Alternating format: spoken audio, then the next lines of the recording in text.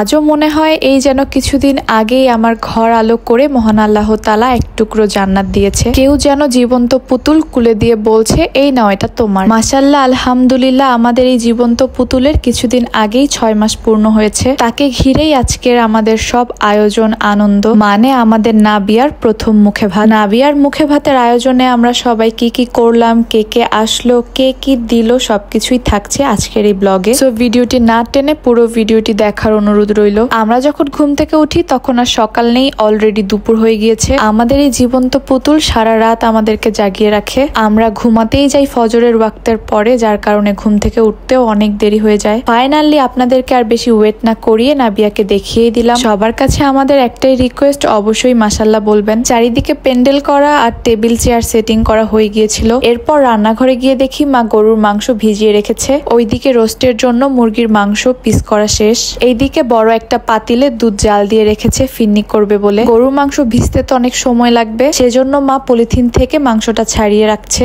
এদিকে শসা, লেবু সবকিছু আনা হয়ে গিয়েছিল। সেই সাথে নাবিয়ার জন্য যে কেকটা অর্ডার করেছিলাম সেটাও চলে এসেছে। কিছুক্ষণ পর আবারও রুম থেকে বের হয়ে দেখছিলাম ডেকোরেশনের কাজ কতটুকু হয়েছে। স্টেজের পেছনের ব্যাকগ্রাউন্ডটা এইদিকে রেডি করা শুরু করেছে। এরপর আমি প্রথমে আজকে নাবিয়া যে জামাটা পরবে সেটা বের করে নিয়েছিলাম। কিছুক্ষণ পর আমি যে শাড়িটা পরবো, নাবিয়ার বাবা যে শার্ট প্যান্টটা পরবে, সেগুলোও বের করে নিয়েছি। এখানে নাবিয়ার মুখে ভাত লেখা অক্ষরগুলোও চলে এসেছে। কালার করা হয়েছে যে বেশিক্ষণ হয়নি, তাই ফ্যানের নিচে রেখেছিলাম যেন তাড়াতাড়ি শুকিয়ে যায়। ওইদিকে আমার নাবিয়ার দুইজনের শাওয়ারি শেষ করে বের হয়েছিলাম। বের হয়ে দেখি মেজু ভাবি পেঁয়াজ কাটছিল। ওইদিকে স্টেজের ব্যাকগ্রাউন্ডটা অলমোস্ট হয়ে গিয়েছে। আমাদের বাড়ির নিচেই রান্না বান্না হবে, সো বাবুর্চিরাও চলে এসেছে। এরই মাঝে আমি একবার উপরে এসেছিলাম ফিন্নিটা নাড়া দেওয়ার জন্য। দুধের এই মজাদার ফিন্নিটা আমার শাশুড়ি মাই রান্না করছে। শশাও ছিলা হয়ে গিয়েছে, শশা লেবু কেটে নিবে। এরপর ভাবলাম যাই এবার একটু নিচে যাই, গিয়ে দেখি রান্না বান্না কতদূর কি হলো। রান্না করতে না পারলেও চামচ তো নাড়াতে পারি, তাই চামচ নাড়িয়ে একটু অ্যাক্টিং করছিলাম রান্না করার। ওইদিকে মুরগির রোস্টটা হয়ে গিয়েছে। এরপর বাবুর্চিরা তাদের স্পেশাল গরুর বিরিয়ানির রান্না বসিয়ে দিয়েছে।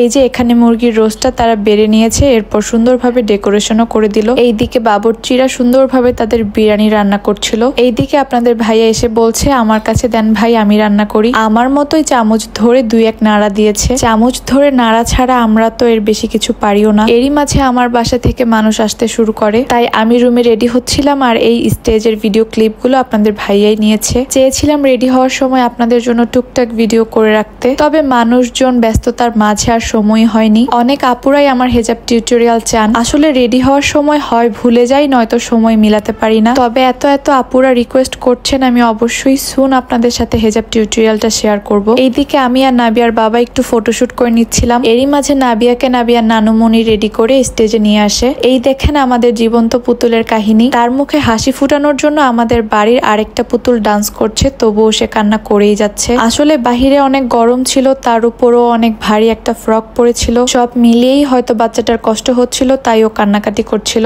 ওকে এর মধ্যে রুমে নিয়ে যায় একটা নর্মাল ড্রেস পরানোর জন্য। এদিকে আমি দাঁড়িয়ে দাঁড়িয়ে একটু চারপাশের ভিডিও নিচ্ছিলাম, স্টেজের ভিডিও নিচ্ছিলাম। সবকিছুর ভিডিও আসলে আমি প্রপার ভাবে নিতে পারিনি। নিজেদের বাড়ির প্রোগ্রাম থাকলে যা হয় আর কি। তখন রাত প্রায় 10টার মতো বেজে গিয়েছিল, তাই আর বেশি দেরি না করে টেবিলে খাবার দিয়ে দেয়, কারণ আমার বাসার মানুষরা তো আবার চলে যাবে। এদিকে সেজু ভাবি আর ভাইয়ার সাথে আমি নাবিয়ার কিছু সুন্দর সুন্দর ছবি তুলে দিচ্ছিলাম। এরপর নাবিয়াকে বসিয়ে 2 মা মিলে মুখে ভাত দেয়। নাবিয়া তো নতুন জিনিস পেয়ে মুখে নিচ্ছিল আর একটু পরপর জিবলা দিয়ে ঠেলে সবগুলো ভাতই বের করে দিচ্ছিল। কিছুক্ষণ পর ওর হাতে একটা ডিম দেয়া হয়। ডিমটা হাতে দিতেই নাবিয়া মুখে দিচ্ছিল। এখানে আমি ওকে বলছিলাম মাম্মা খাও, এটা ডিম। যদিও আমি জানতাম নাবিয়া আমার কথা কিছুই বুঝবে না, কারণ ওর বুঝার মতো বয়সই হয়নি। ডিমের পরই নাবিয়ার হাতে একটা রোস্ট দেয়া হয়। রোস্ট হাতে নেয়ার পর তো সোফা ওর হাত পুরো মাখিয়ে ফেলে। রুমে নিয়ে ওর হাতকে ভালোভাবে ধুইয়ে তারপর আবার স্টেজে আনা হয়। এরপর আমরা এক এক করে সবার সাথে ছবি তুলি। প্রোগ্রামটা একদম ছোটখাটো ভাবে, ঘরোয়া ভাবে করা হয়েছিল, যার কারণে পরিবারের অনেক মানুষকেই বলা হয়নি। এর মাঝে ভিডিওতে তো আপনারা দেখতেই পাচ্ছেন একটার পর একটা ওকে গিফট দেয়া হচ্ছে। কে কি গিফট দিল সেটা উল্লেখ করে আমি আর না বলি।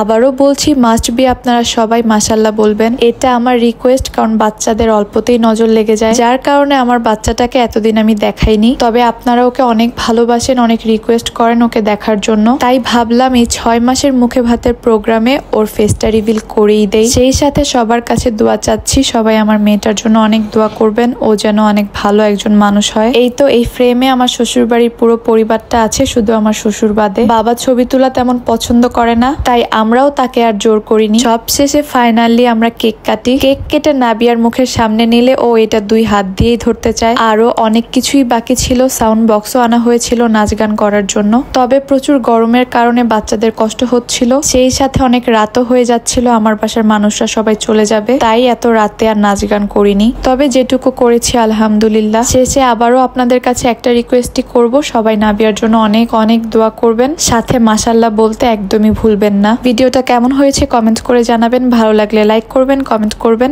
বেশি বেশি করে আমাদের ভিডিওগুলো শেয়ার করে দিবেন। আল্লাহ হাফেজ, থ্যাঙ্কস ফর ওয়াচিং।